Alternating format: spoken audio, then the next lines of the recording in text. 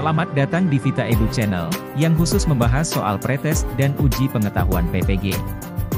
Jangan lupa like, subscribe, komen, and share. Selamat menyaksikan.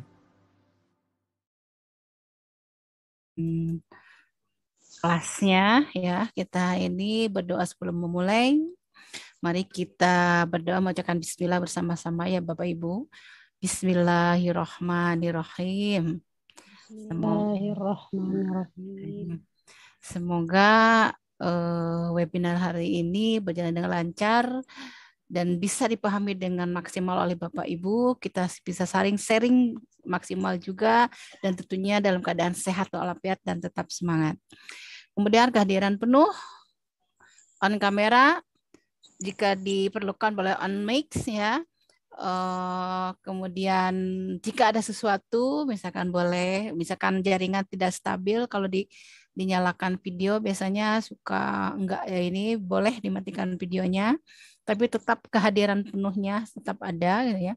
Mendengarkan saat narasumber atau para peserta yang berbicara. Jika ingin berkomentar, ingin menjawab, klik tombol raise hand atau nyalakan mic ataupun ketik di kolom chat ya. Kemudian melakukan kegiatan dengan perasaan gembira. Ya. Seperti biasa, saya akan selalu ada sesuatu. Ya, Bapak. Siapkan oleh Bapak Ibu ballpoint dengan kertas kosong Bapak Ibu. Ya, silakan disiapkan ballpoint dengan kertas kosongnya. Kita pembukaannya cukup 5 menit aja ya Bapak Ibu. Nah. Di sini saya minta Bapak Ibu buatlah tanda tangan Anda di kertas sebanyak 5 kali. Buat tanda tangan sebanyak 5 kali dengan menggunakan tangan kanan. Ya, jadi membuat tanda tangannya dengan tangan kanan. Setelah membuat 5 itu dengan tangan kanan, lalu buatlah tanda tangan kembali tapi menggunakan tangan kiri. Nah, silakan sebisanya Bapak Ibu ya. Jadi pertama buat tanda tangannya 5 kali dengan tangan kanan. Setelah itu bebas posisinya ya, bebas posisinya. Kemudian buat kembali tanda tangan dengan menggunakan tangan kiri. Oke, silakan Bu, Bapak Ibu.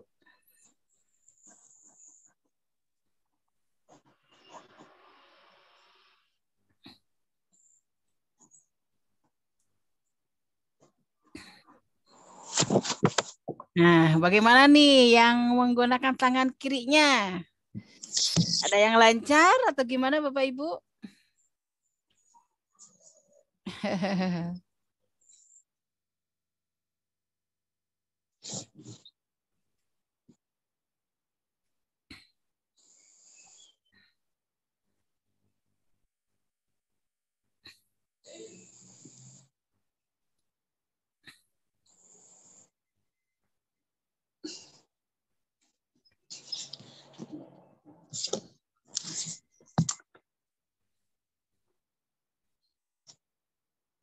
Ya, oke, sudah Bapak Ibu ya. Buat tanda tangannya. Bagaimana nih? Ada yang mau mengungkapkan sesuatu dari pengalamannya ketika membuat tanda tangan menggunakan tangan kanan seperti apa? Kemudian ketika membuat tanda tangan menggunakan tangan kiri itu seperti apa? Kecuali yang kidal mungkin ya. Silakan. Ada yang mau berkomentar seperti apa? Bagaimana pengalamannya?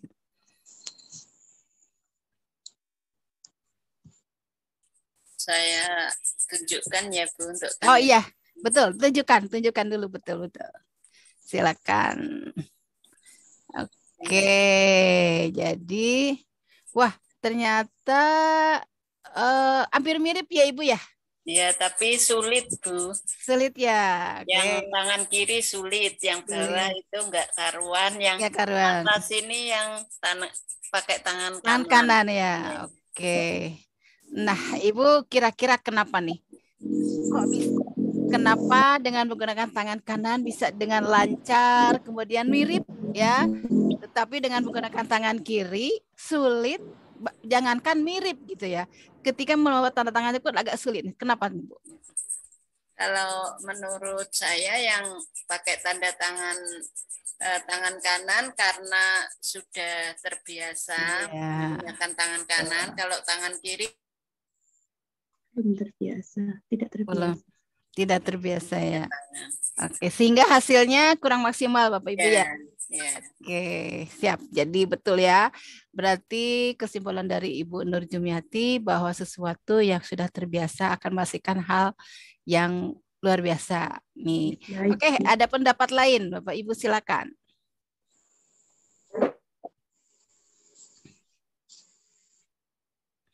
Dari pengalaman yang barusan gitu. Maaf Bu, saya ya, Ibu Siti silakan.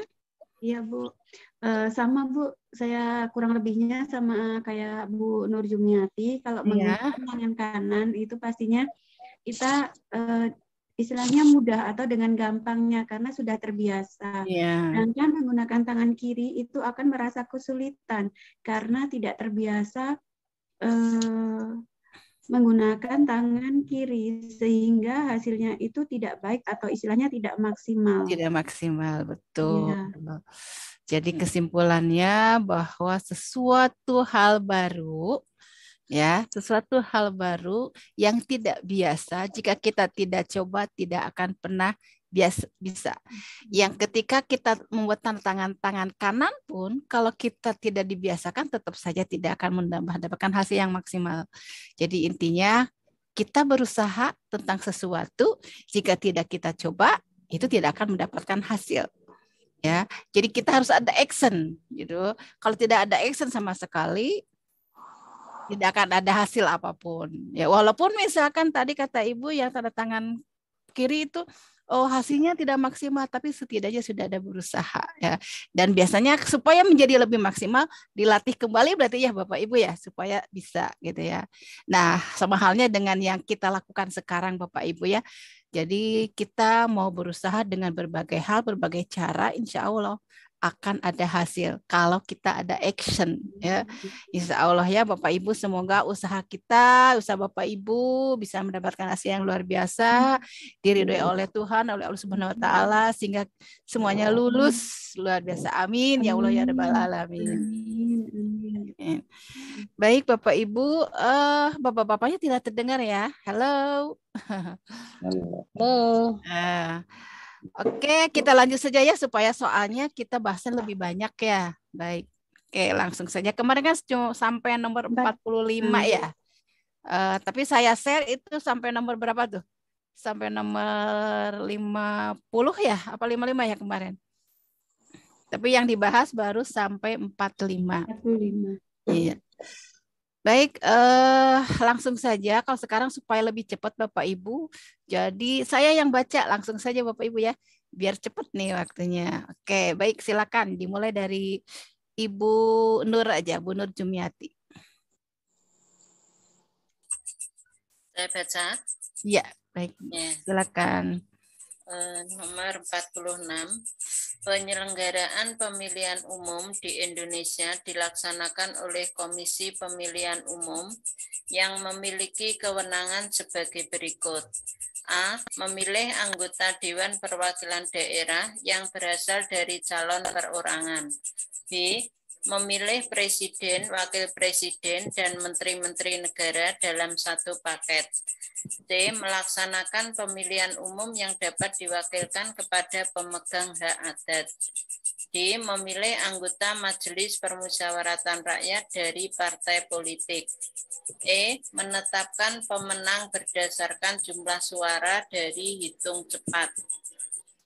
Oke, bagaimana Ibu? Menurut Ibu? Lihat dulu kata kuncinya dulu. Penyelenggaraan pemilihan umum. Kata kuncinya KPU yang memiliki kewenangan. Jadi kewenangan. Berarti dilihat dari pasal berapa nih Bu? Pasal 22E ya. Menang dalam jumlah suara itu. Jadi yang mana nih? A, B, E ya, oke? Iya. Oke, ada yang Ibu Siti menjawab E ya, menetapkan pemenang berdasarkan jumlah suara dari hitung cepat. Oke, baik. Ada jawaban yang lain?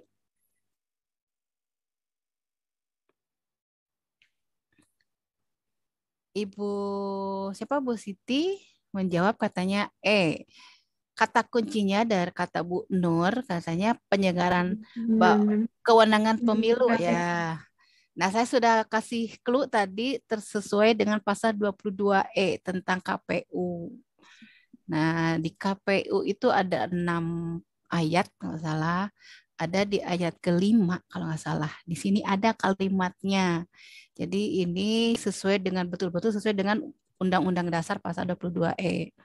Kita lihat yang ini dulu yang jawaban dari Ibu.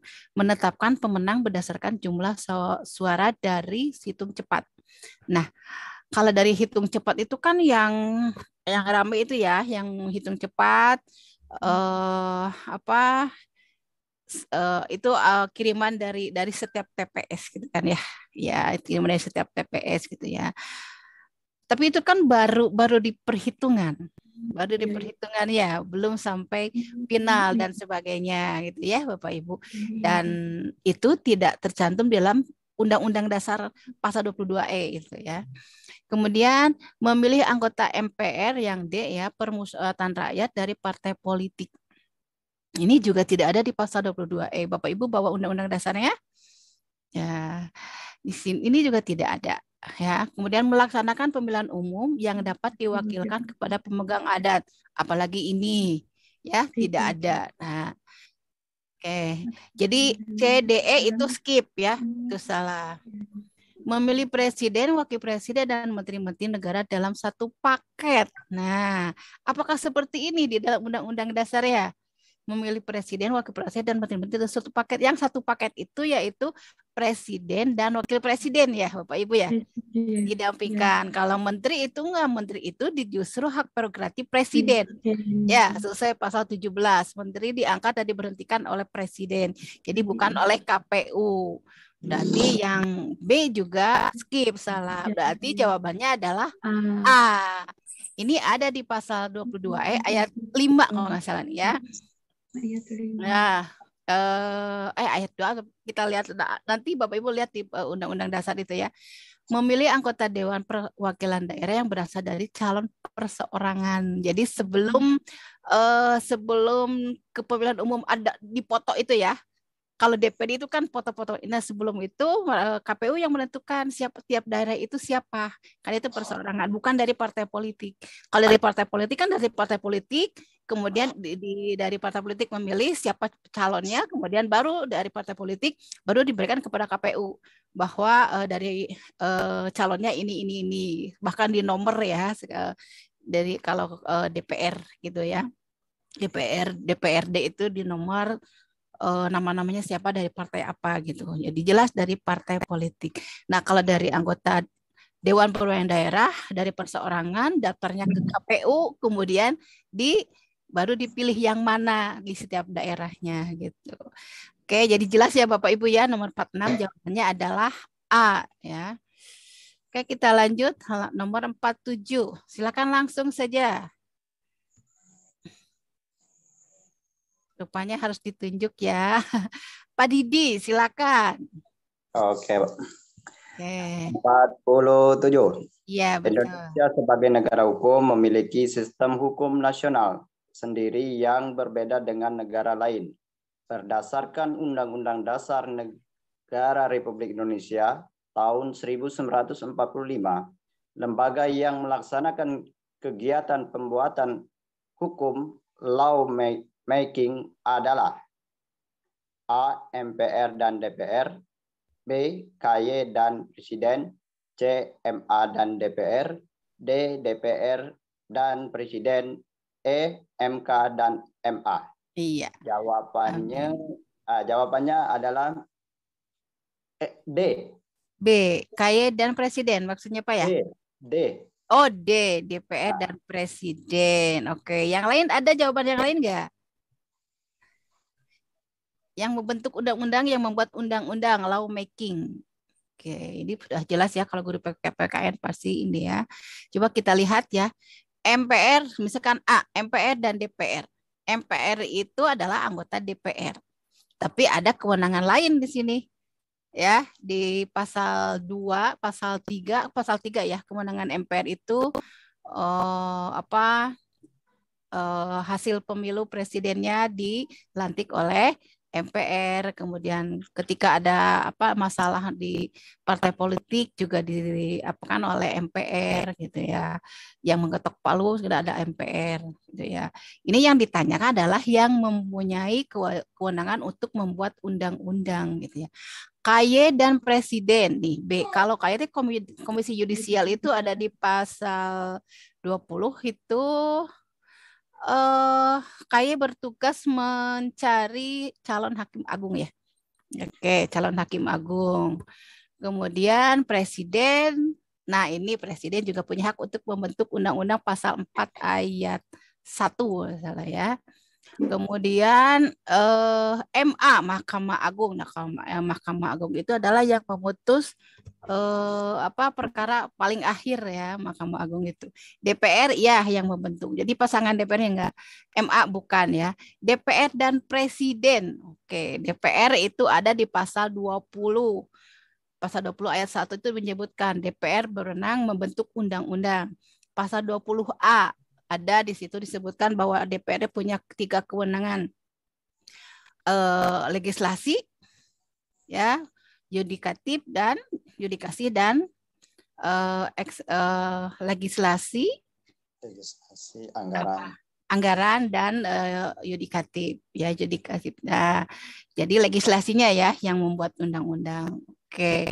Jadi yang MK itu tentang kehakiman, MA itu putusan peradilan tinggi. Jadi jelas Bapak Didi jawabannya betul bahwa yang membentuk undang-undang hanya DPR dan presiden.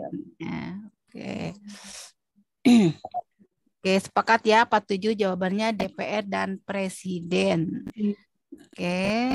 48. Silakan selanjutnya Ibu Yelti, silakan. Baik, Bu. Kewenangan mengadili pada tingkat pertama dan terakhir yang putusannya dalam memutus pembubaran partai politik dilaksanakan oleh Mahkamah Konstitusi. Iya, langsung ya. Betul. Betul apa betul Bapak Ibu? Langsung ya, sesuai betul ada di pasal berapa tuh Mahkamah Konstitusi? 24 atau 23? Nah, ya jelas ini Mahkamah Konstitusi ya. Tadi sesuai dengan di pasal 8 kalau nggak salah ya, ada disebutkan jika presiden mangkat atau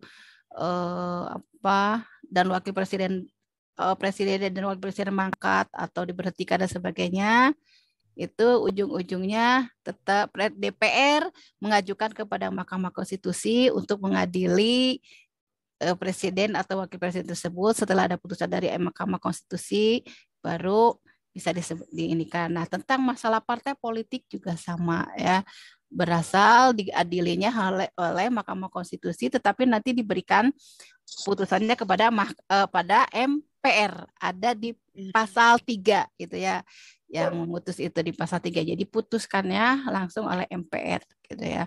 Jadi dikelola dulu, maksudnya diadilinya itunya oleh Mahkamah Konstitusi baru diputuskan oleh MPR gitu ya.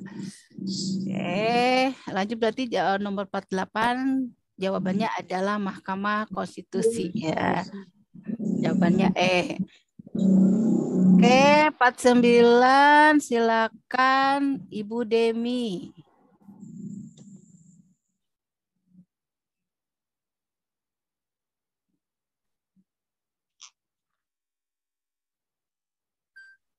Halo Bu Demi. Iya Bu.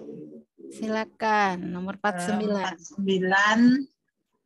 Nomor 49, keterlibatan Indonesia dalam kerjasama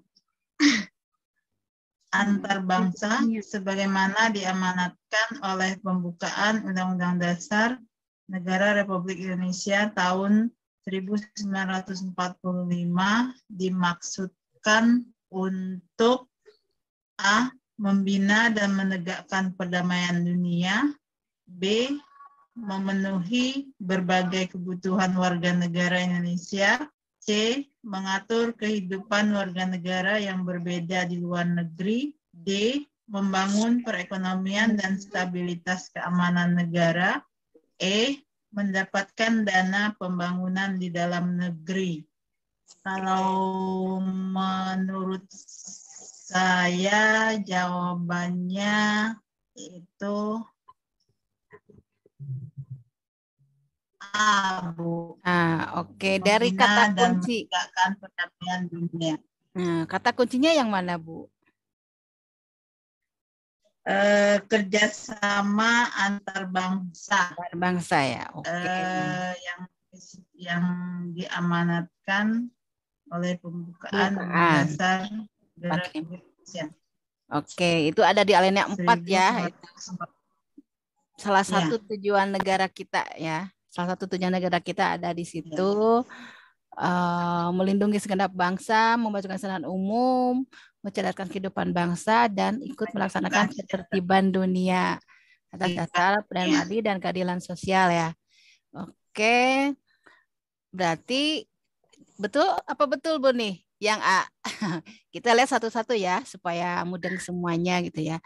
Kalau kita lihat yang B, memenuhi berbagai kebutuhan warga negara Indonesia. Ini sama sekali tidak ada korelasinya ya Bu ya dengan pertanyaannya gitu ya. Oke, mengatur kehidupan warga negara yang berada di luar negeri.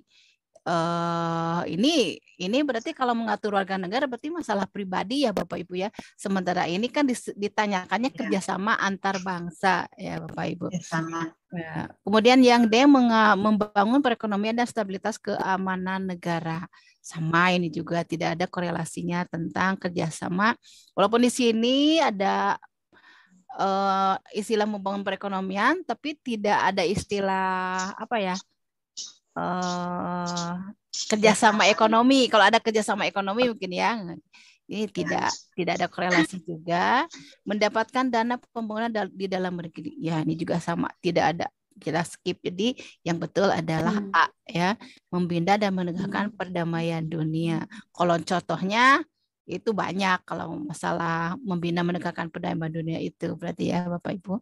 Oke, berarti nomor 49 kita sepakat jawabannya adalah A ya Bapak Ibu. Dengan kata kunci kerjasama antar bangsa, tapi sesuai dengan yang ada amanat dalam pembukaan Undang-Undang 45 di alinea keempat Bapak Ibu ya. Baik, kita lanjut nomor 50.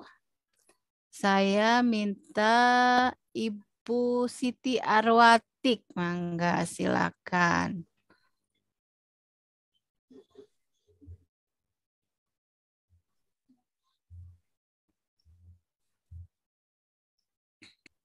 Ibu Siti. Oh, iya Bu, maaf. Maaf Bu.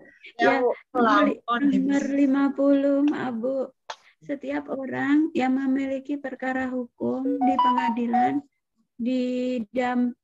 didampingi penasihat hukum, baik yang berasal dari organisasi, IPHI, LBH, dan IKADIN. Hal ini terkait untuk menjamin keadilan dan kedamaian karena, ya Bu, karena nggak kelihatan. A, adanya mafia peradilan yang sulit dikendalikan. B, adanya peluang penyuapan dalam kasus hukum.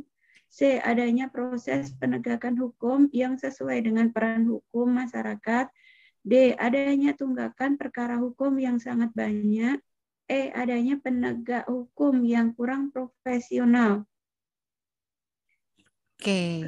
Kalau saya kata kuncinya itu adalah menjamin keadilan dan kedamaian. Iya, oke. Kemudian di dalam perkara hukum di pengadilan. Jadi jawabannya adalah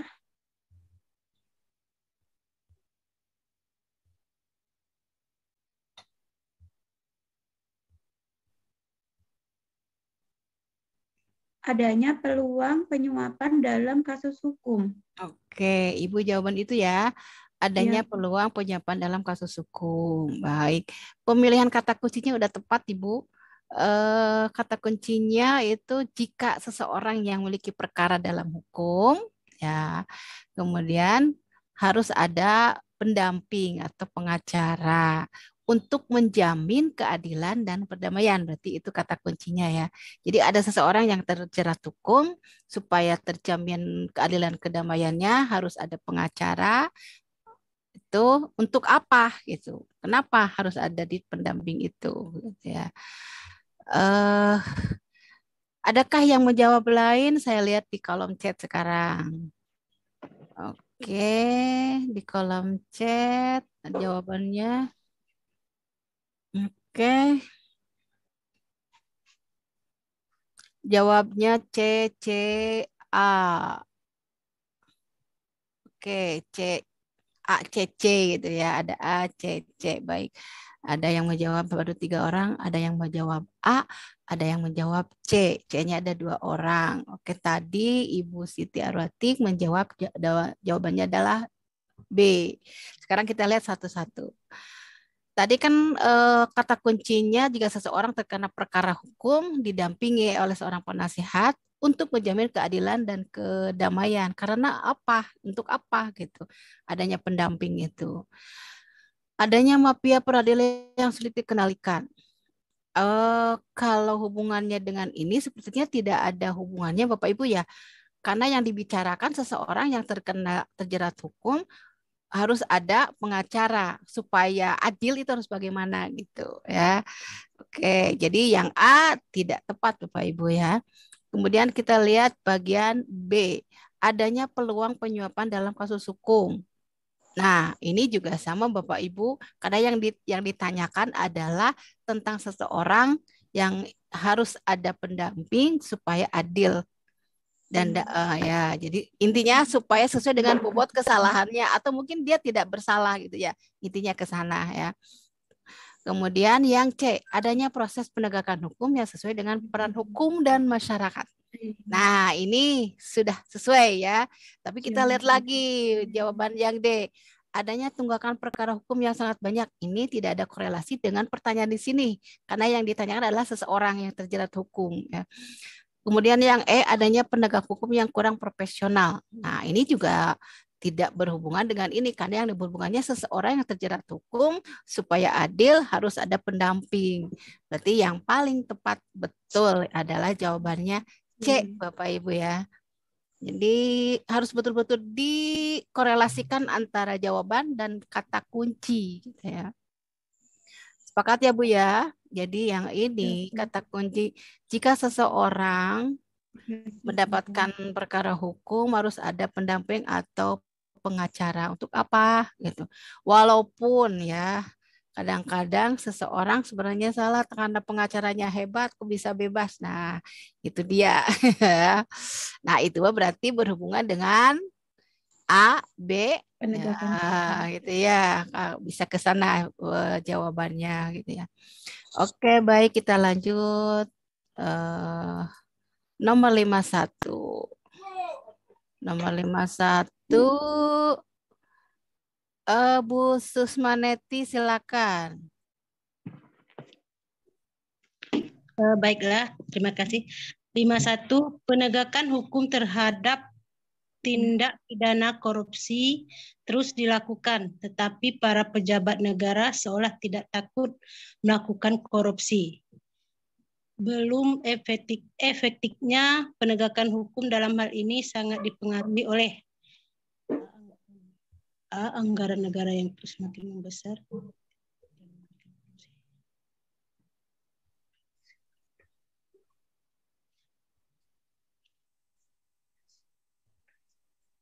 Dipengaruhi oleh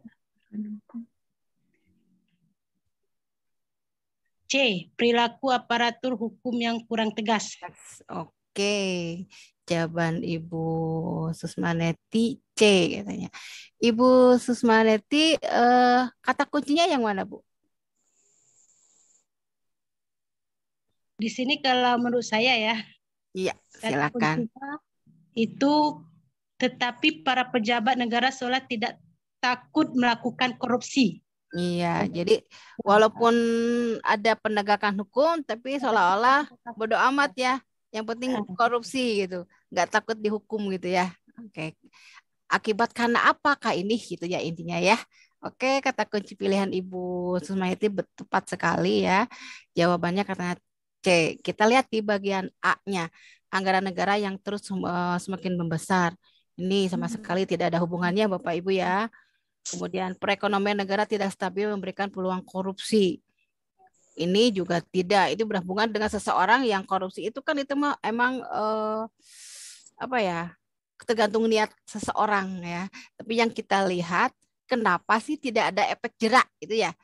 Kenapa tidak ada efek jerak terhadap sanksi korupsi ya siapapun kok masih makin ada aja yang korupsi. Bahkan yang sudah korupsi sudah dihukum kok melakukan lagi gitu. Banyak ya Bapak Ibu yang seperti itu. Berarti akibat apakah ini gitu ya. Nah, sekarang kita lihat yang bagian C, perilaku aparatur hukum yang kurang tegas. Betul ini. Kalau kita lihat undang-undang ya, itu sudah benar, sudah bagus undang-undangnya KUHP, KUH pidana, KUH perdata, kemudian tentang tipikor itu undang-undangnya sudah bagus gitu ya. Cuma pelaksananya seperti apa? Terus pelakunya makin banyak, pelaksananya bagaimana? Nah, ini sudah mulai mendekati ya, sudah ini. Kemudian yang D, sikap dan perilaku aparatur yang menghambat pembangunan nasional. Ini memang ada hubungannya seperti yang bagian C, tapi ini tidak ada korelasi karena istilahnya ke pembangunan nasional, bukan ke masalah hukum ya. Kemudian yang E, peran serta masyarakat yang sangat kurang. Memang betul ya, masyarakat itu harus ada istilah feedback ya, harus bagaimana gitu.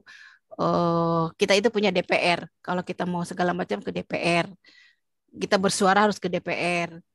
Walaupun kadang-kadang suara kita kencang pun, setelah ke DPR kadang tidak didengar Bapak Ibu ya.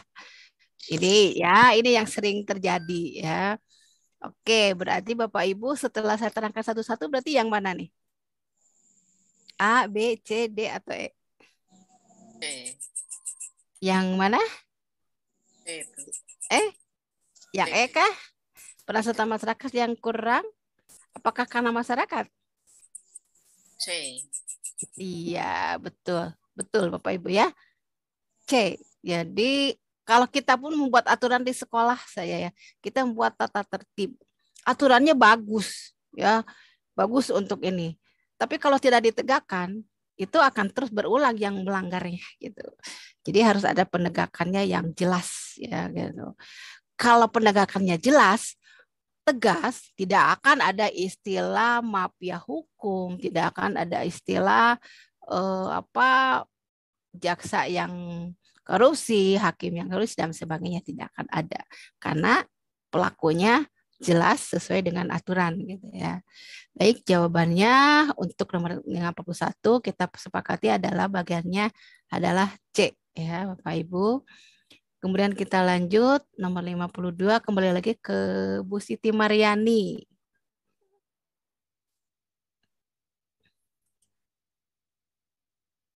Ya Bu, nomor 52. Berkaitan dengan karakteristik yang dimilikinya, penerapan daerah seperti perencanaan, pelaksanaan, dan pengawasan pembangunan dimasukkan dalam kewenangan wajib. Kewenangan wajib tersebut terkait dengan kewenangan wajib tersebut terkait dengan. Jadi kata kuncinya yang mana, Bu? Penerapan daerah. Penerapan daerah. Otonomi daerah. Penerapan daerah. Iya, penerapan otonomi daerah yang dihubungkan dengan kewenangan wajib. Iya, betul itu. Iya. Jadi yang mana Bu? Tentang kewenangan wajib otonomi daerah.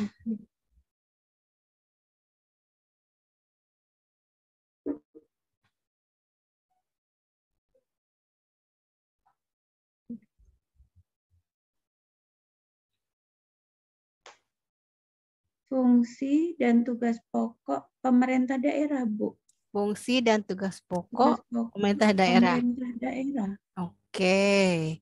Atau kedudukan. Saya lihat di kolom chat nih. Adakah yang jawab? Ada yang jawab C, ada yang jawab D. Oke. Ibu Siti Mariani menjawab fungsi dan tugas pokok daerah. Nah, berarti D ya. Oke. Tadi ada yang menjawab C, fungsi dan tugas pokok pemerintah pusat gitu ya. Oke.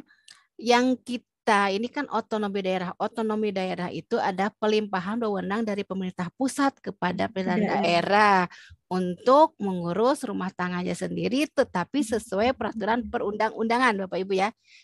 Masih ada kalimat yang terakhir, sesuai peraturan perundang-undangan. Walaupun ada kewenangan yang dilimpahkan pusat ke daerah. Berarti kita bicara bukan daerahnya saja, juga apakah daerahnya saja, apakah pusat atau kedua-duanya, apakah tugasnya, apakah kedudukannya. Ini yang ditanyakan adalah wajibnya. Yang wajib. Ya, yang wajib karena pelimpahan wewenang dari pusat ke daerah untuk mengurus rumah tangga sendiri, tetapi sesuai peraturan perundang-undangan. Nah, itu yang wajibnya itu, Bapak Ibu. Ya, kita lihat di bagian jawaban A, kedudukan dan peran pemerintah daerah. Oke, yang B, kedudukan dan peran pemerintah pusat. Yang C, fungsi dan tugas pokok pemerintah pusat. D, fungsi dan tugas pokok pemerintah daerah. A, aturan kebijakan pemerintah pusat. Ya, maksudnya. Yang itu jelas tidak ada ya. Tidak, bukan soal tentang kebijakan. Karena salah satu kebijakannya adalah otonomi daerah. Yang kita bicarakan adalah otonomi daerahnya. Ya. Jadi dalam hal otonomi daerah yang kewenangan wajibnya yang mana? Nah, kita fokuskan dalam pengertian otonomi daerah tadi, Bapak Ibu. Tadi saya tekankan sesuai peraturan perundang-undangan. Nah, jadi ini otonomi daerah kata kuncinya ya, kewenangannya seperti apa, hubungkan dengan pengertian otonomi daerah yang tadi kata kunci yang terakhir yaitu tanggung jawab sesuai dengan peraturan perundang-undangan. Nah, kalau sesuai dengan peraturan perundang-undangan yang jelas yang mana? Apa kedudukan dan peran? Apakah kedudukan dan peran daerah atau pusat atau tugas dan fungsi pusat atau daerah? Nah, tinggal yang mana nih Bapak Ibu? Boleh ngurus daerahnya tapi sesuai dengan peraturan perundang-undangan. Yang mana nih? Kedudukan atau fungsi? Kamu saya beri tanggung jawab, saya beri kekuasaan. Tapi kamu tetap ingat pada saya adalah itu intinya gitu. Jadi yang mana? Kedudukan. Good. Kedudukan. Betul, Bapak Ibu ya. Jadi jawabannya yang A, Bapak Ibu ya. Kedudukan dan peran pemerintah daerah. Jadi walaupun diberi kewenangan tapi tetap harus tahu diri intinya ya, bahwa kita itu tetap harus bertanggung jawab terhadap pusat gitu intinya. Baik, paham ya Bapak Ibu ya? Bisa dipahami ya. Jadi ini betul-betul analisis ini soalnya soal apa ya? Literasi soal HOTS ini ya Bu. Ya, ini namanya soal HOTS. Jadi harus analisisnya banyak gitu. Ya, analisisnya harus banyak gitu ya. Oke. Nomor 52 berarti jawabannya adalah A ya Bapak Ibu ya. Oke, kita lanjut nomor 53. Bapak-bapaknya Pak Didi saja ya. Pak Agus kemarin nggak ada. Kemarin itu banyak ya. ada ini ya Pak Andri, bapak-bapaknya lagi ada kegiatan mungkin ya. Yang semangatnya ibu-ibu. Oke, baik. Biar sekali-kali saya baca ya. Harus kebagian saya juga nih. 53. Berdirinya Budi Utomo menandai lahirnya kebangkitan nasional. Karena organisasi ini memiliki ide dasar agar bangsa Indonesia mampu mengurus negara yang merdeka.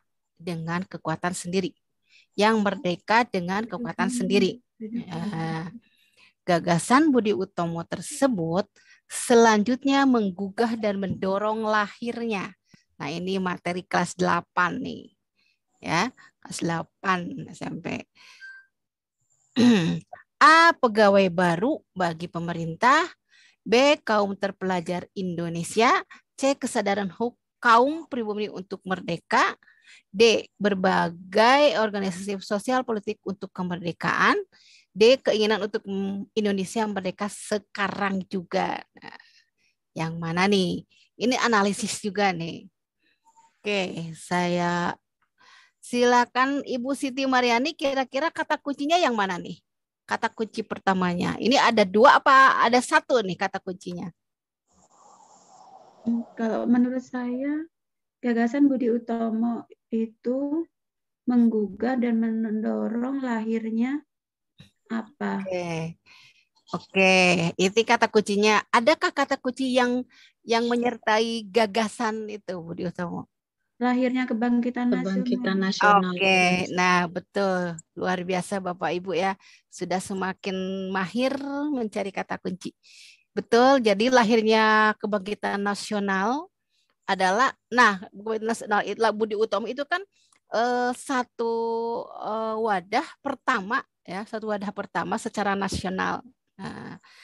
Nah, ini gagasan itu, nah, menggugah dan mendorong lahirnya apa setelah adanya Budi Utomo itu ada apa lagi gitu. Oke, jadi jawaban yang mana nih?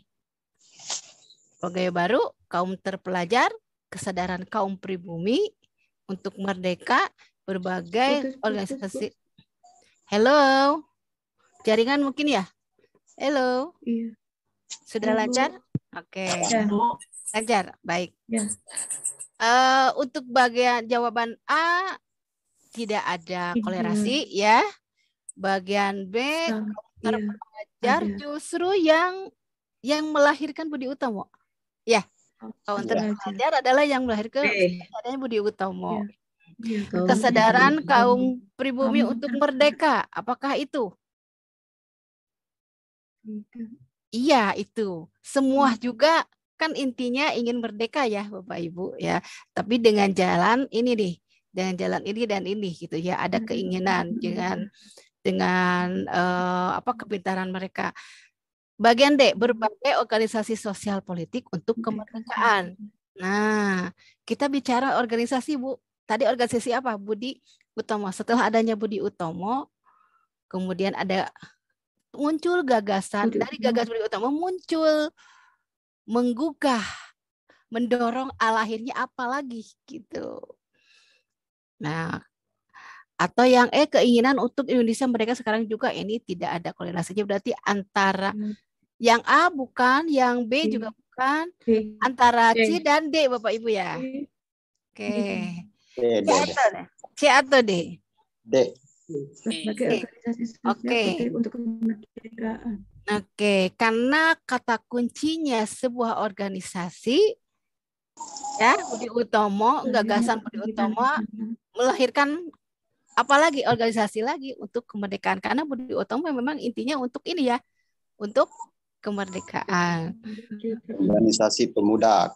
Ya, jadi nah itu betul, ada Jong Japa, Jong Selebeh, Cuk Amo dan sebagainya sudah muncul ya. Kemudian dan akhirnya ada Sumpah Pemuda, akhirnya melahirkan Sumpah Pemuda Bapak Ibu ya. Oke. Nah, kayak ngajar kelas 8 pasti lebih ide ya. Kalau saya ngajar 789 dulu, sekarang kelas 9 saja ya. Dan kelas 7 karena yang Kurmer itu kelas 7, saya baru yang kelas 7 Kurmer ya.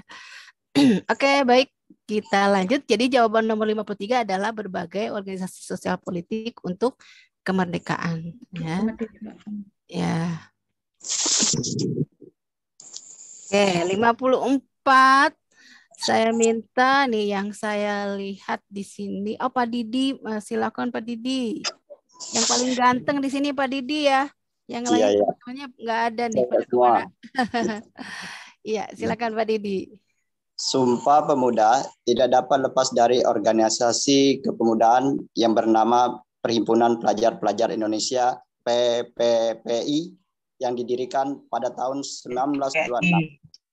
Para pemuda menyadari bahwa perjuangan kemerdekaan tidak akan berhasil tanpa A. Semangat pemuda Indonesia, B. Hadiah kaum muda yang terpelajar, C. Pergerakan politik pemuda Indonesia, D. Persatuan bangsa Indonesia, E. Kesadaran akan pentingnya persatuan. Jawabannya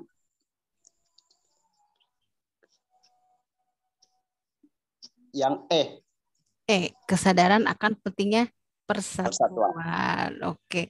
Dilihat dari kata kunci yang mana nih Pak Dedi? Menjawab karena melihat kata kunci yang mana? Peran para pemuda tidak lepas dari organisasi Perhimpunan Pelajar Indonesia. Oke, betul. Peran PPPI ya, P3I ya. Oke lah. Oke. Kita lihat kata kuncinya betul, peran PPPI didirikan pada tahun 1926. Nah, di sini ada kata nih, menyadari perjuangan kemerdekaan itu karena apa?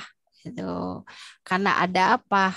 PPI salah satu organisasi ya yang menginginkan adanya kemerdekaan, tapi dengan cara mengumpulkan menghimpun, membuat mindset masyarakat Indonesia itu yang sekarang yang pada saat itu asalnya setiap daerah hanya mereka berjuang hanya atas nama daerah masing-masing, berjuang mereka hanya sesuai atas kerajaan masing-masing. Nah, setelah adanya Budi Utomo, mereka bersatu. Intinya gini, kalau saya Sunda, aing Sunda, tapi saya Indonesia. Nah, kalau Jawa apa? Saya itu apa nih, Jawa? Ya, jadi aku Jawa, tapi saya Indonesia. Aku Indonesia, iya gitu ya. Jadi ada kata itu, sudah ada kata itu. Nah, kita lihat lagi ya. Jadi ada penyadaran berarti ya, Bapak Ibu ya. Penyadaran betapa pentingnya persatuan gitu. Berarti jelas ya jawabannya yang mana, Bu? D. Jawabannya E, kesadaran, penyadaran akan pentingnya persatuan. Ini yang D juga seperti betul ya, persatuan bangsa Indonesia. Tapi persatuan itu kan harus diwujudkan dengan cara apa diwujudkannya gitu. Nah, pada saat itu diwujudkannya dengan adanya penyadaran dulu. Kalau tidak salah dari tahun 1908 itu kan didirikannya Budi Utomo. Itu kan menyadarkan masyarakat, yuk kita bersatu. Kita itu Indonesia, bukan kita itu Jawa, kita itu Sunda, kita itu Manado dan sebagainya, tapi kita itu Indonesia. Itu selama 20 tahun ya, dari tahun 1908 sampai ke lahirlah Ikrar Pemuda 1928. Ada ikrar satu nusa, satu bangsa, dan satu bahasa Indonesia. Itu ikrarnya selama 20 tahun ya. Oke. Jadi berhasil ya secara serentak. Nah, itu kan tadi pertanyaan-pertanyaan sebelumnya ada dengan adanya pendirian organisasi nasional untuk kemerdekaan dan sebagainya gitu. Puncaknya adalah Ikrar Pemuda. Yang paling puncaknya lagi adalah 17 Agustus 1945 ya Bapak Ibu. Ternyata dari ratusan tahun ya mereka berjuang mati-matian ya dengan nyawa dan segala macam, ternyata sekitar 30 tahun atau 40 tahun itulah yang betul-betul menghadirkan adanya kemerdekaan, yaitu ini yang E. Kesadaran akan pentingnya persatuan ya. Dan sekarang Indonesia itu luar biasa ya Bapak Ibu. Beda segala macamnya, Bhinneka Tunggal Ika, tetapi tetap bersatu. Ya karena itu perasaan senasib awalnya itu ya. Walaupun beda tapi kalau Sunda aing Sunda tapi saya Indonesia gitu ya. Oke. Baik, jadi jawabannya untuk 54 adalah E, kesadaran akan pentingnya persatuan. Kita lanjut nomor 55. Baik, saya lagi ya. Sebagai perwujudan semangat kebangsaan kolektif dalam perjuangan kemerdekaan Republik Indonesia, maka tanggal berdirinya Budi Utomo diperingati sebagai Hari Kebangkitan Nasional Indonesia. Hal ini karena Budi Utomo merupakan, nah, sudah dibahas sih tadi sedikit ya tentang Budi Utomo. Oke. A. Organisasi yang didirikan oleh kaum terpelajar. B. Organisasi yang didukung oleh pemerintah Belanda. C. Organisasi sosial modern yang menanamkan semangat kebangsaan. D. Bentuk penghargaan yang didirikan oleh Belanda kepada Indonesia. E. Organisasi politik yang menentang kolonial Belanda. Sepertinya ada Belanda-Belandanya, makanya di skip ya Bapak Ibu ya. D dan E skip. Ya, kita lihat A, B, C. Kata kuncinya apa nih, Bu Siti? Yang mana nih kata kuncinya? Kata kuncinya tanggal berdirinya Budi Utomo diperingati sebagai Hari Kebangkitan Nasional. Oke, karena Budi Utomo adalah organisasi secara nasional pertama ya.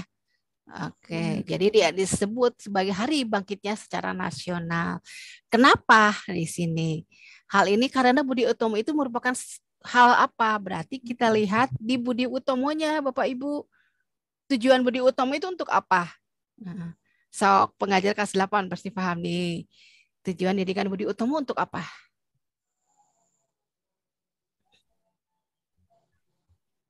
Kita bicara sampai ke tanggal 17 Agustus Bapak Ibu ya. Dari Budi Utomo, lahirnya ikrar, kemudian puncaknya kemerdekaan. Itu karena apa? Tadi penyadaran pentingnya persatuan. Nah, ini berarti di dalamnya makna dari pentingnya persatuan itu apa sih? Yang paling utama, yang kesadaran rakyatnya itu apa? Melalui organisasi. Organisasi sosial modern menanamkan semangat kebangsaan.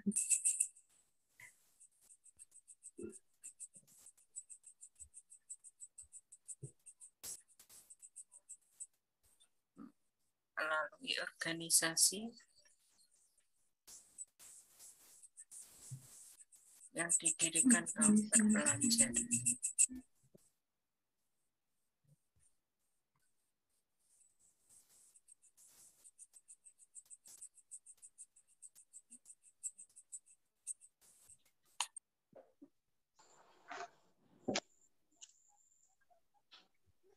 Oke.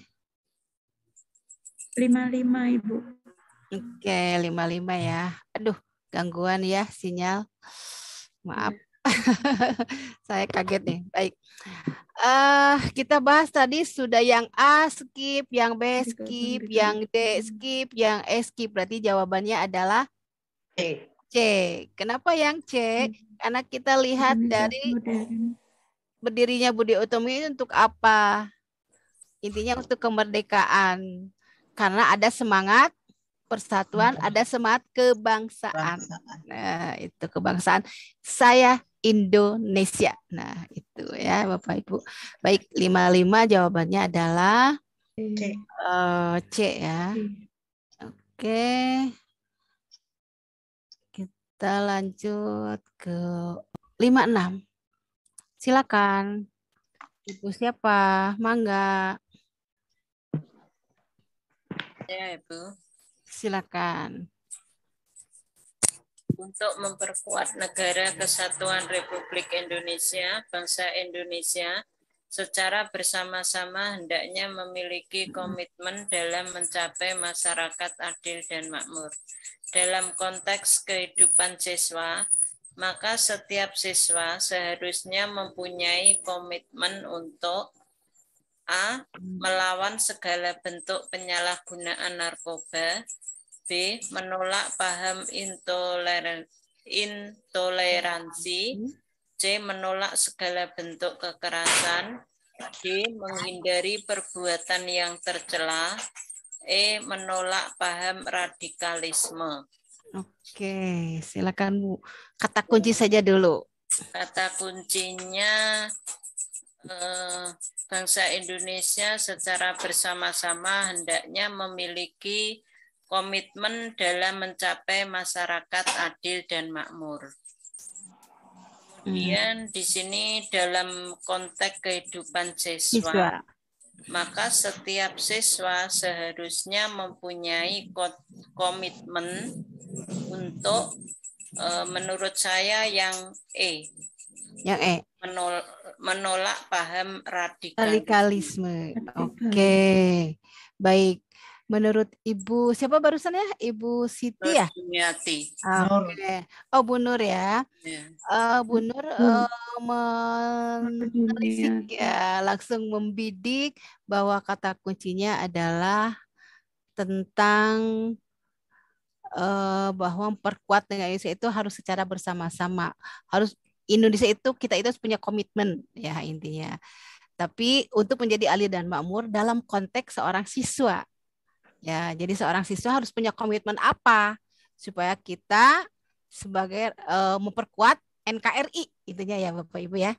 Sebagai siswa untuk membuat NKRI secara bersama-sama komitmennya apa gitu. Konteksnya siswa. Baik, jawaban Ibu katanya ya menolak paham radikalisme. Baik, kita lihat di paham radikalisme. Kalau radikalisme itu kan intinya soal ideologi atau paham atau aliran ya. Radikalisme itu kan oke lah lebih kekerasan gitu ya. Masuk nggak ya ke masalah mencapainya adil dan makmur gitu. Kalau tentang radikalisme gitu. Kalau radikalisme biasanya kayaknya ke masalah pertahanan keamanan ya Bapak Ibu ya. Oke. Ya. Kemudian kita lihat D. Menghindari perbuatan yang tercela. Oke. Ini juga sebenarnya berhubungan Bapak Ibu ya. Tapi yang ditanyakan adalah sikap seorang siswa ya, komitmennya harus seperti apa supaya tercapai adil dan makmur, memperkuat NKRI adil dan makmur. Perbuatan tercela itu lebih ke sikap Bapak Ibu ya. Oke. Mungkin masuknya kemasyarakatan, persatuan mungkin bisa masuknya ke sana. Yang C, menolak segala bentuk kekerasan. Nah, ini mirip dengan Bapak Ibu ya. Di sini tidak masalah hukum ditanyakannya, bukan masalah persatuan juga, tapi masalah adil dan makmur. Kemudian menolak paham intoleransi, ini juga tentang hubungan masyarakat atau masih sama dengan bagian D ya. Jawabannya mirip dengan bagian D.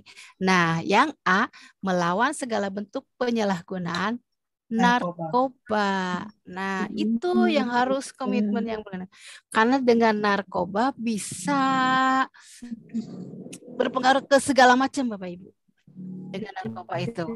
Ya, sangat berpengaruh terhadap segala macam narkoba itu. Jadi perang istilahnya narkoba itu perang biologis Bapak Ibu. Kalau narkoba itu, kalau perang senjata, jelas musuh kita terlihat, jedor langsung kita jedor. Tapi kalau perang biologis, perang penyalahgunaan masalah narkoba itu sulit untuk dihindari, susah gitu ya. Perang ideologi sama, ya agak sulit karena yang dibidik adalah paham, yang dibidik adalah mindset manusianya, yang dibidik adalah keinginannya. Contoh lah tentang budaya nih. Budaya itu kan anak-anak sekarang lebih senang budaya luar daripada budaya kita gitu. Dari mencontoh saja mereka lebih senang mencontoh K-pop, mencontoh Korea, mencontoh apa. Tapi kok tidak ada sih yang senang mencontoh bagaimana kehidupan Nabi Muhammad, bagaimana kehidupan anak-anak Nabi Muhammad, tidak ada ya. Gitu ya. Oke, jadi itu ternyata perang biologis, perang paham itu lebih luar biasa daripada perang fisik. Oke, Bapak Ibu, jadi jawabannya jelas adalah bagian A. Melawan segala bentuk penyalahgunaan narkoba. Ya, nah ini, karena masalah penyalahgunaan narkoba itu Bapak Ibu sudah sampai ke anak SD. Ya, Bapak Ibu. Dan ini luar biasa, harus betul-betul trisetra pendidikan, harus betul-betul ada kolerasi, ada hubungan, ada komitmen. Pendidikan di rumah, pendidikan di sekolah, di masyarakat itu harus betul-betul gitu ya. Harus betul-betul ada konfirmasi dan sebagainya gitu, supaya anak kita ini gitu bisa berjalan lurus baik di rumah, di sekolah maupun di masyarakat. Di rumah oke, di sekolah oke, di masyarakat kita harus apa?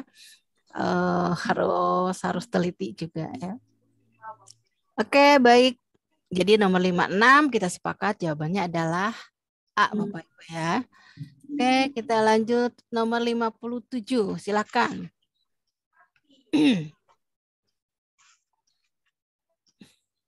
Biar cepat Bapak Ibu.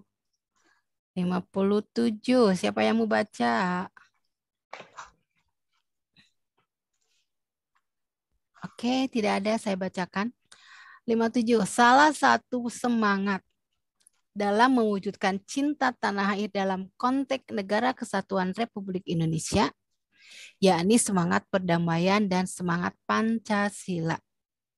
Semangat mewujudkan cita-cita Indonesia, itu dengan semangat perdamaian dan semangat Pancasila.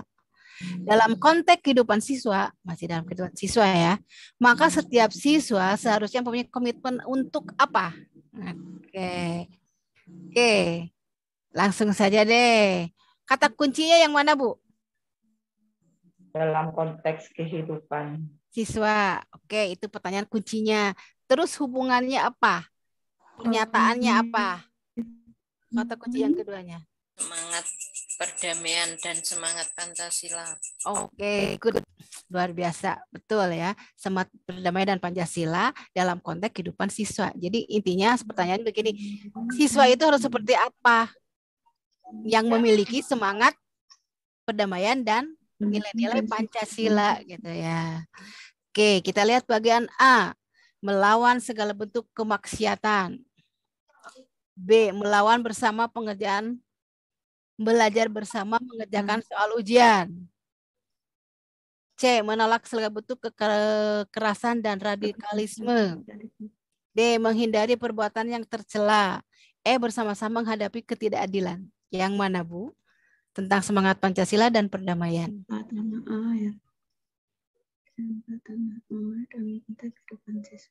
C mungkin Gus, kalau enggak di tentang perdamaian dan nilai-nilai Pancasila ya. Tentang perdamaian dan nilai-nilai Pancasila. Oke. Melawan bentuk kemaksiatan ada mungkin ya di sila ke-1 ya. Sila ke-1. Oke. Kalau tentang semangat perdamaiannya ada nggak kemaksiatan? Nggak ada ya. Oke. Belajar bersama mengerjakan soal ujian. Salah. Mengerjakan ujiannya bareng-bareng ya. Gitu, diskusi soal ujian ya. Ini kalimatnya seperti positif padahal negatif ya Bapak Ibu ya. Belajar bersama mengerjakan soal ujian. Kalau belajar bersama misalkan saat akan melaksanakan ujian harusnya gitu ya kalau yang positif. Jadi terkecoh nih. C. Menolak segala bentuk kekerasan dan radikalisme. Masalah perdamaiannya ada nggak? Di kata menolak kekerasan ya. Radikalisme. Juga menolak kekerasan dan perdamaian ya. Apakah yang kedua ini masuk nilai-nilai Pancasila? Ada di sila kedua dan sila ketiga bahkan sila ke-5. Sila ke-1 juga ada. Semua sila ada ya di situ. Oke, sila ke-1. Beriman bertakwanya, kalau tidak beriman bertakwa tidak akan melakukan kekerasan, tidak akan ada radikalisme. Sila keduanya saya menyayangi sesama sehingga tidak ada kekerasan. Sila ketiganya berarti adanya cinta sesama, persatuan. Sila keempatnya ada musyawarah. Nah, kekerasan yang tidak ada. Berarti sila keempat nggak ada berarti ya. Ya. Sila kelimanya adanya keadilan. Oke, jadi langsung terjawab ya. Berarti jawabannya C ya. Oke. Yang D kenapa enggak? Ini hanya menghindari perbuatan yang tercela itu nilai-nilai Pancasila. Tapi untuk perdamaiannya enggak ya. Bersama-sama menghadapi ketidakadilan. Ini tidak fokus terhadap pertanyaan ya. Oke, baik ya Bapak Ibu, jelas ya jawabannya adalah C untuk nomor 57. Kita lanjut ke 58. Bu Demi, silakan Bu Demi. Oh ya Bu. Semangat dan komitmen kebangsaan diperlukan untuk memperkuat NKRI melalui bela negara. Dalam konteks kehidupan bernegara, yang dapat dilakukan oleh siswa adalah bela negara, yaitu A.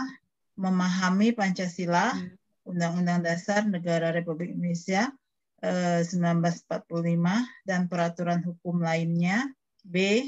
Mengamalkan Pancasila dalam kehidupan sehari-hari. C. Menjaga nama baik sekolah. D. Menuntut ilmu demi kemajuan bangsa dan negara. E. Menjaga nama baik dan kehormatan bangsa dan negara. Kata kuncinya yaitu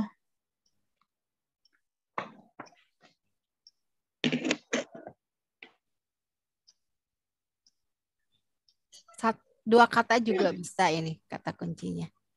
Ini mengenai semangat dan komitmen bangsa dilihat dari konteks kehidupan bernegara yang dilakukan oleh siswa.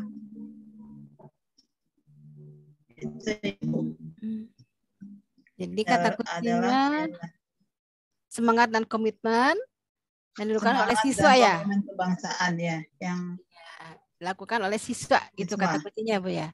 Iya. Oke. Dalam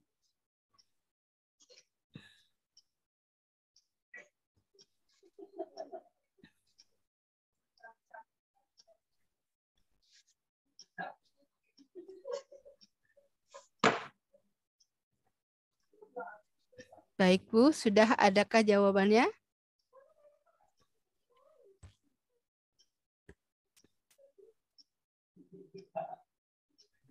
Halo.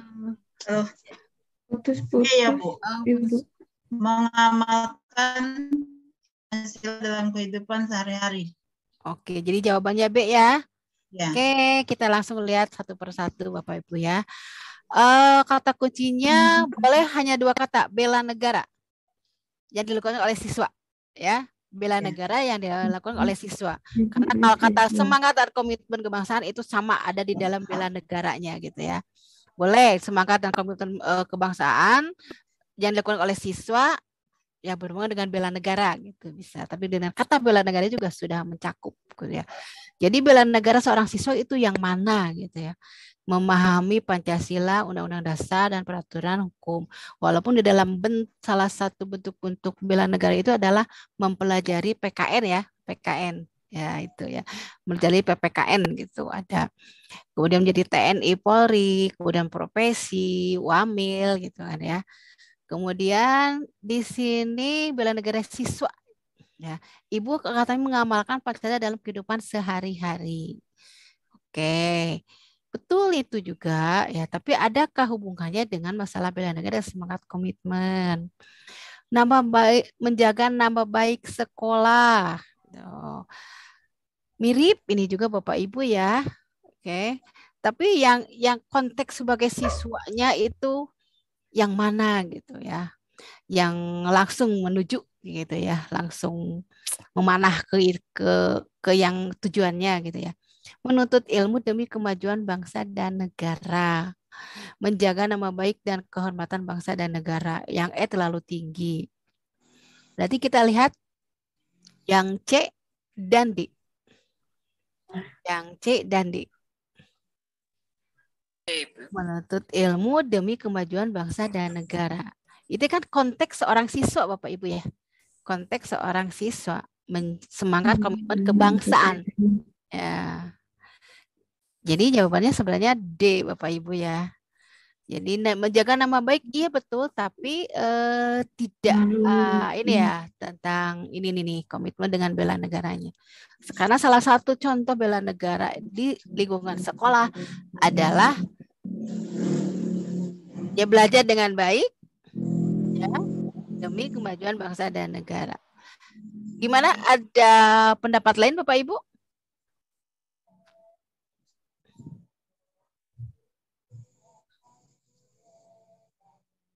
Hello. Halo. Ya, Bu. Gimana? Ada pendapat lain? Apa sepakat dengan jawaban yang D? Sepakat, Bu. Sepakat ya. Oke, kita lihat ya ke semangat dan komitmen dan juga bela negara sebagai seorang siswa ya. Baik, kita lanjut saja ke nomor 59. Ibu Nur silahkan.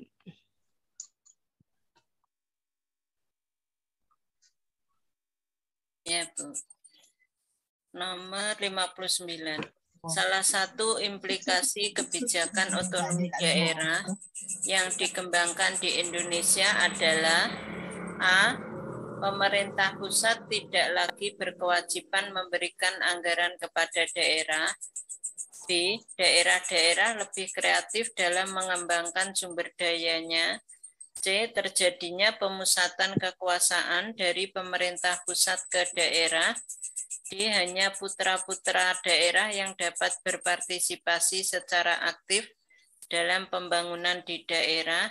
E. Pemilihan kepala daerah melalui perwakilan secara demokratis. Untuk kata kuncinya, implikasi kebijakan otonomi daerah yang dikembangkan di Indonesia.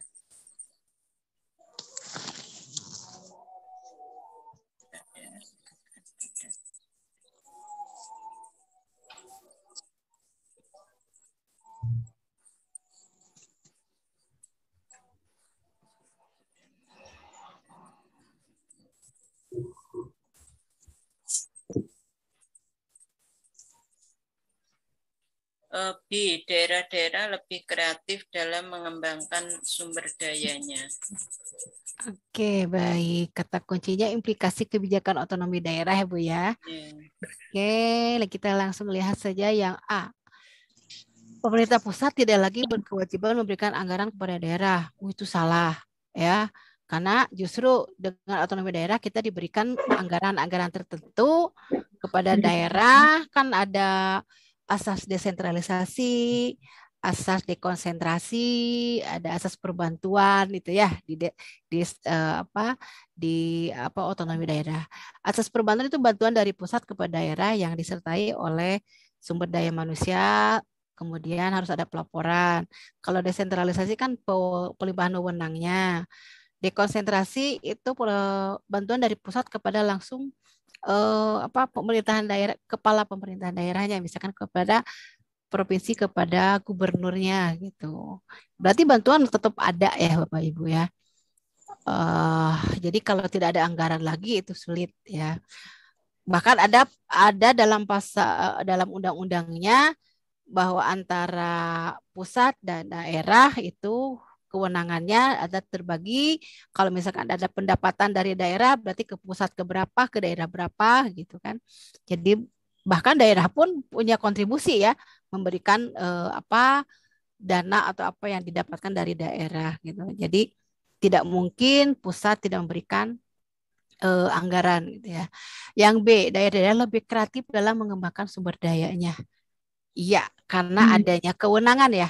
Silakan nih, berikan kekuasaan dilimpahkan kepada daerah menurut prakarsanya sendiri sesuai dengan kemampuan sendiri. Ya, contoh misalkan ada beberapa 27 daerah dikasih nih uang 100 M misalkan ke setiap daerah. Ini kemajuan setiap daerah itu tidak akan merata, tergantung dari walaupun uangnya sama, itu kemajuannya tidak akan sama. Tapi kreativitas pasti akan muncul Bapak Ibu ya. Nih dengan uang segini kira-kira di daerah A, B, C, D harus bagaimana. Tapi itu juga tergantung dari sumber daya alam, sumber daya manusianya.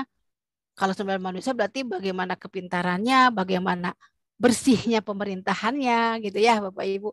Uang banyak,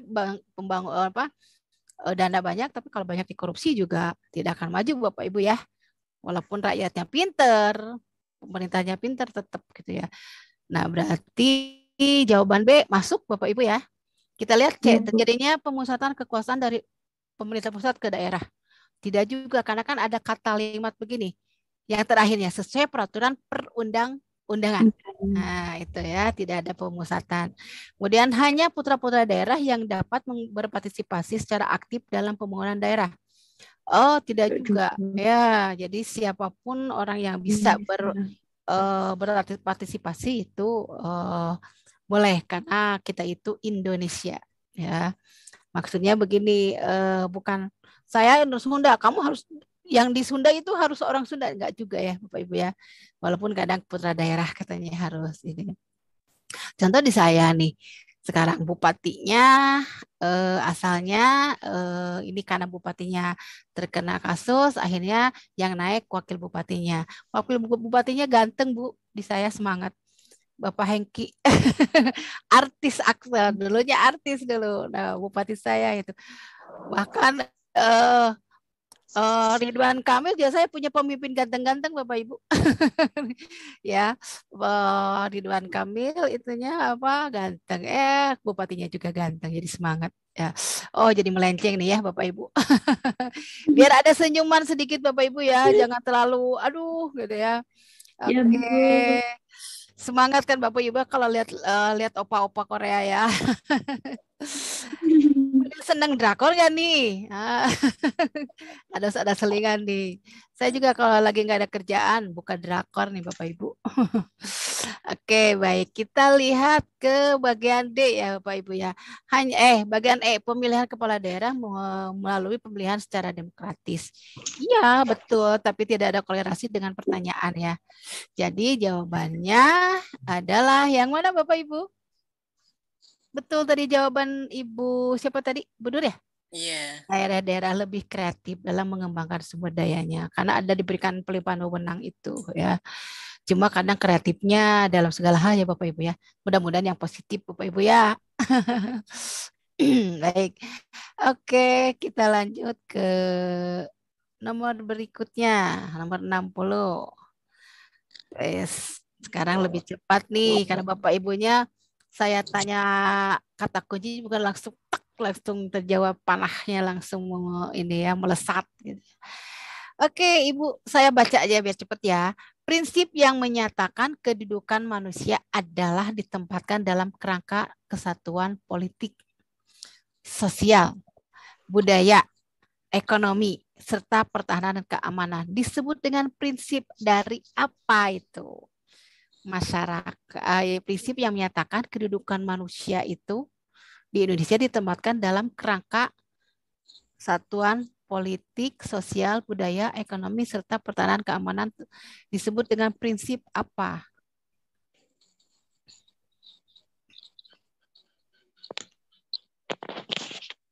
Jadi secara keseluruhan ya Bapak Ibu ya, manusia itu.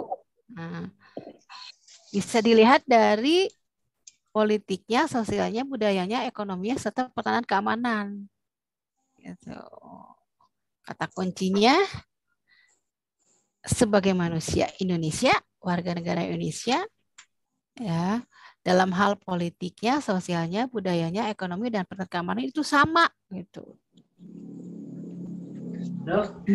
Jadi saya di Sunda, ada saya mah di Sunda, tidak akan memikirkan daerah lain. Nah itu salah. Karena kan kita sama haknya.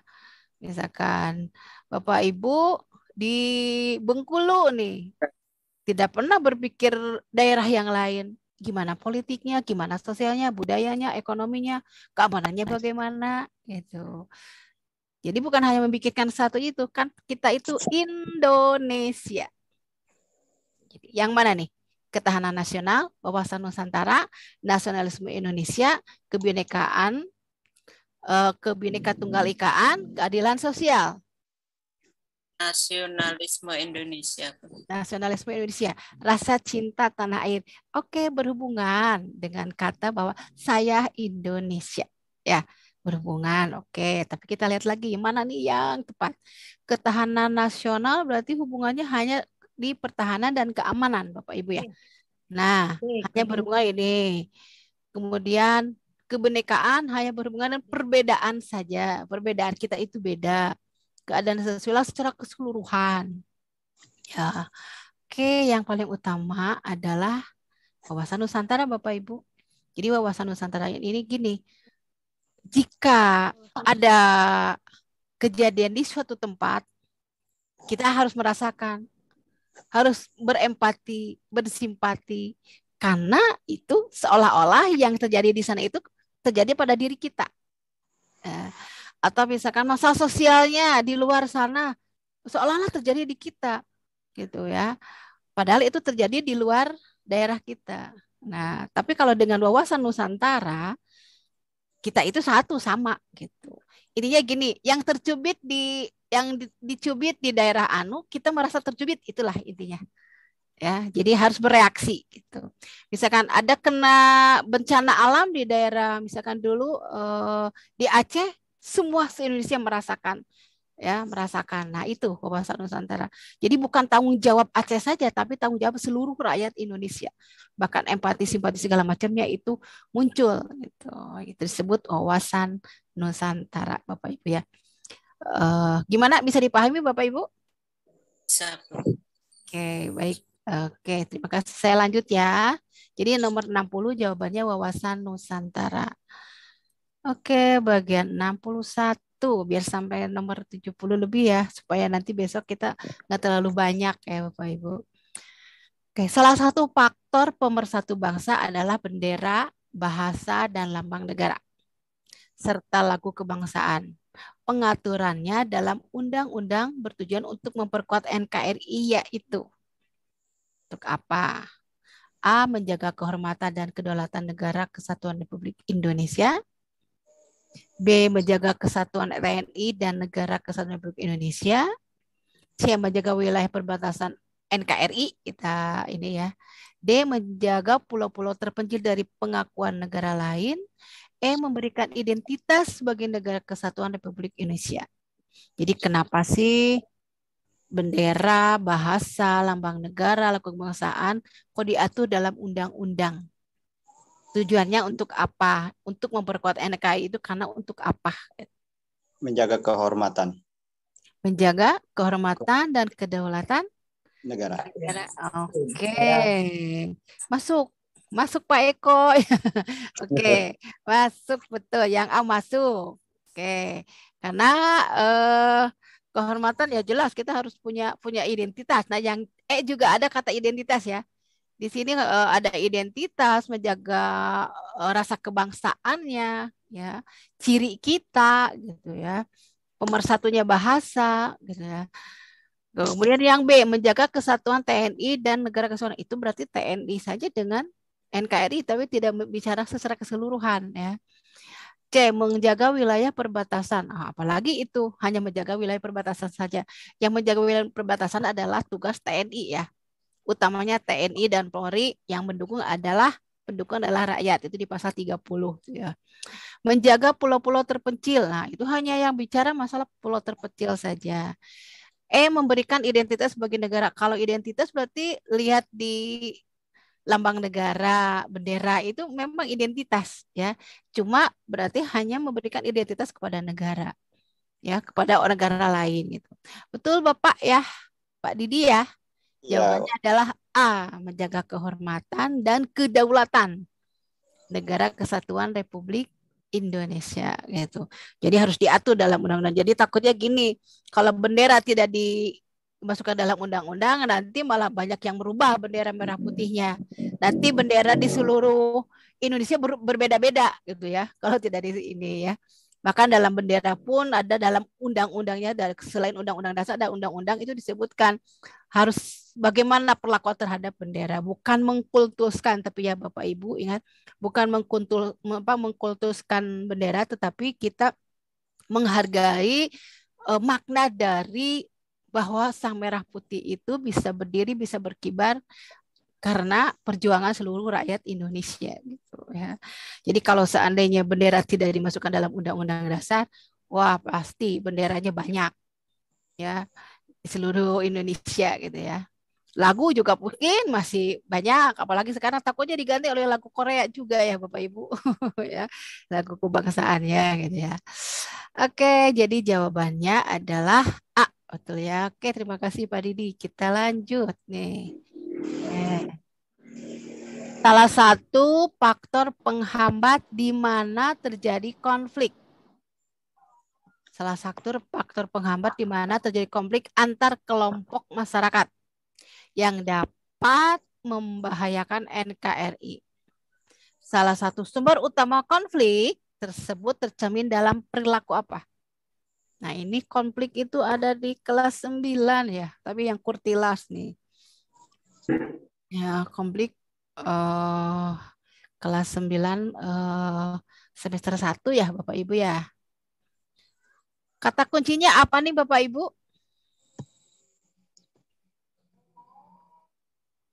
Salah satu sumber utama konflik. Konflik, oke. Sumber utama konflik itu di perilaku apa gitu ya. Oke, good ya, itu kata kuncinya. Fanatisme dalam menjalankan semua agamanya, persaingan untuk memperoleh tempat tinggal, pertukaran kesenian antar daerah, suatu suku mendominasi suku-suku lainnya, kerjasama ekonomi yang saling menguntungkan. Nah, salah satu sikap perilaku yang akan sumber utama konflik. Fanatisme.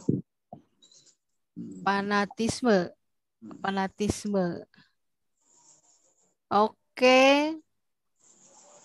Salah satu faktor utama penghambat di mana terjadi konflik antara kelompok masyarakat yang dapat membahayakan NKRI.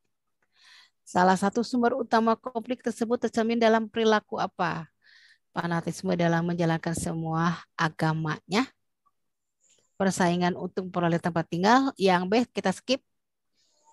Pertukaran kesenian antar daerah bagus ya. Jadi saling mengenal budaya daerah masing-masing Bapak Ibu ya. Tidak akan adanya konflik. Suatu suku mendominasi suku lainnya masuk. Ya, masuk Pak Eko. Oke, itu jadi A dengan B itu bisa ya. Kerjasama ekonomi yang saling menguntungkan. Ada nggak hubungannya? Tidak ada, kita skip. Berarti yang di skip yang B, yang C, yang E. Kita lihat A dan D. Kira-kira yang menuju langsung ke bukan indikator, maaf. Kata kunci yang mana? Yang D, Bu. Yang D, suatu suku mendominasi suku lainnya. Ya. Oke. Karena bisa terjadi konflik. Gitu. Konflik. Ya. Oke. Kita lihat nih ada kalimat ini nih, perilaku, Bu. Perilaku. Iya, oke. Jadi perilaku ya yang diutamakan. Nah, ini contoh soal yang membingungkan, tetapi sebenarnya ada kata kunci yang paling utamanya gitu. Nah, ternyata yang ditanyakan adalah perilaku. Nah, kalau yang D, suatu suku mendominasi suku-suku lainnya, tidak disebutkan perilaku seperti apa, Bapak Ibu ya? Mendominasinya seperti apa gitu ya. Gimana Bapak Ibu? Itu kan yang ditanyakan adalah perilakunya ya? Oke. Oke. Tapi coba lihat. Fanatisme dalam perjalanan menjalankan semua agamanya. Perilaku? Iya. Fanatisme dalam menjalankan semua agamanya. Apakah sebuah perilaku? Ya, menjalankan itu perilaku. Menjalankan semua agamanya. Terlalu fanatis ya. Kalau fanatis itu menganggap benar yang punya dirinya, yang lain salah gitu kan ya, kalau fanatis ya. Oke. Tapi kalau ada suatu suku mendominasi suku-suku lainnya, itu juga kan salah satu sumber konflik ya. Betul kan? Iya. Nah, ini pasti Bapak Ibu ini sengaja saya diulang-ulang ini supaya nanti ketika menjawab soal tidak bingung. Makanya dilihat lagi yang mana sih A dan D itu yang cocok untuk kata kunci gitu. Coba menurut Bapak Ibu yang cocok untuk kata kunci sumber utama konflik tapi berupa sebuah perilaku gitu.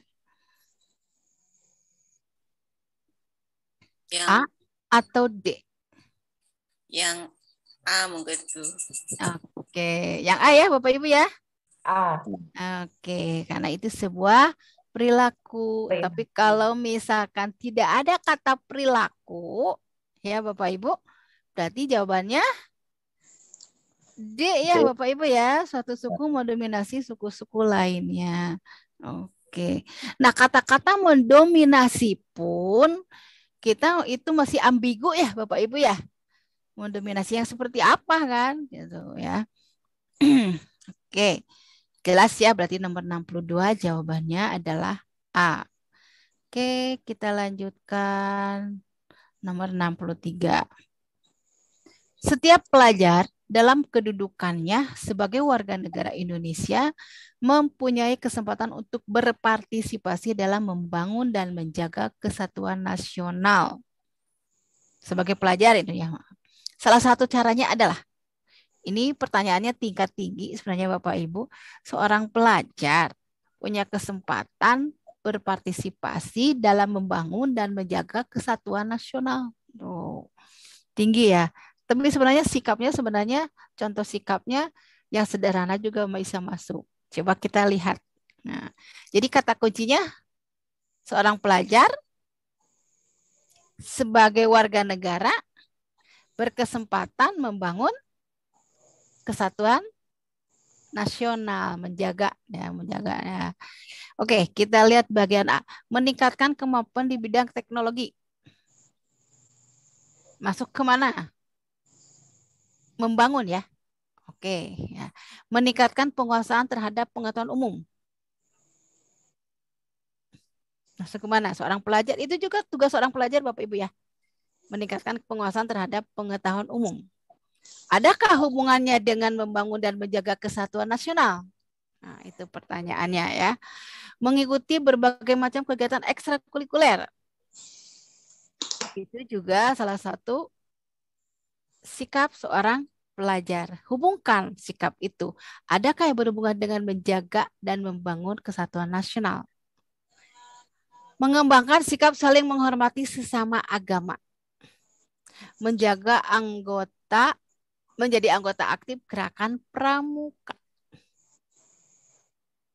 Semuanya masuk Pak Eko.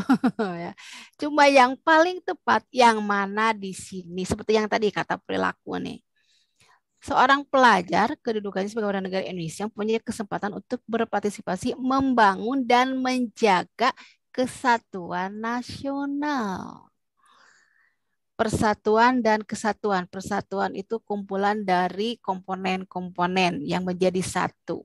Kalau kesatuan itu adalah komponen yang sudah menjadi satu dan utuh. Nah, kalau kesatuan itu komponen yang sudah menjadi satu dan utuh. Kalau sudah tidak utuh bukan kesatuan. Kalau sudah tidak ada kesatuan berarti tidak akan terjadi persatuan. Contoh dari ini ya Bapak Ibu. Ini jari saya. Kalau bersatu gini, ini adalah kesatuan, sudah menjadi satu dan utuh. Tapi ada satu yang begini berarti bukan kesatuan karena sudah ada yang tidak utuh. Berarti tidak akan terjadi persatuan karena persatuan adalah kumpulan dari komponen-komponen ini. Oke, sekilas tentang persatuan gitu.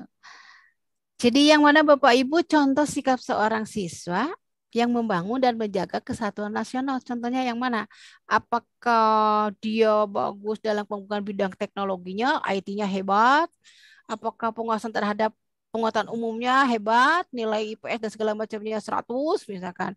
Mengikuti berbagai macam ekstrakurikuler, pengembangan dirinya bagus, mengembangkan sikap saling menghormati sesama agama, atau menjadi anggota aktif gerakan pramuka. Mengembangkan sikap saling menghormati semua agama. Semua agama. Iya. D ya. Oke, itu hubungannya yang mana? Persatuan. Iya. Kesatuan ya, kesatuan. Iya. Oke. Adi di dalam kata membangun dan menjaganya masuk nggak?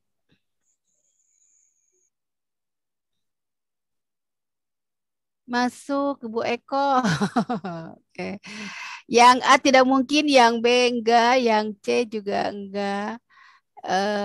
Tinggal D dan E. Yang mana yang masuk? Menjaga kesatuan nasional.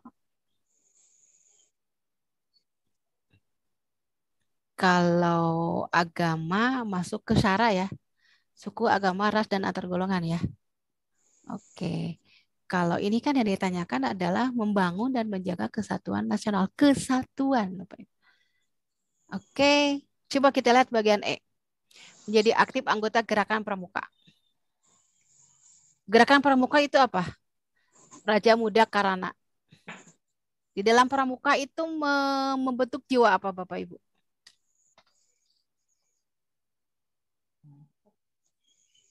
Pramuka.